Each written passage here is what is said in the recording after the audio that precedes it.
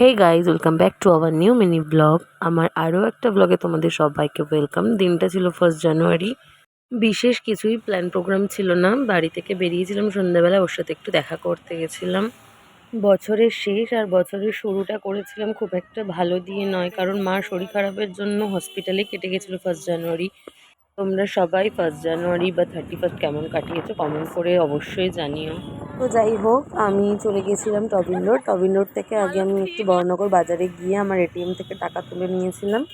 তারপরে যাচ্ছিলাম, আমার দাদাকে ফোন করে বলা ছিল যে আমি এসছি, তুই কি একটু বেরোবি? তো আমার দাদার পাড়াতেই যাচ্ছিলাম, ইউবি কলোনির ওখানে। ডানলপে ব্রিজের নিচে একটা প্রোগ্রাম হচ্ছিল, তো সেই সিঙ্গারটা যা গাইছিল তার থেকে আমার এই বিচ্ছিরি গলা মনে হয় অনেক বেশি ভালো ছিল। রাস্তা দিয়ে পাগলের মতো চিৎকার করতে করতে চলে গেছিলাম আমার দাদার পাড়াতে।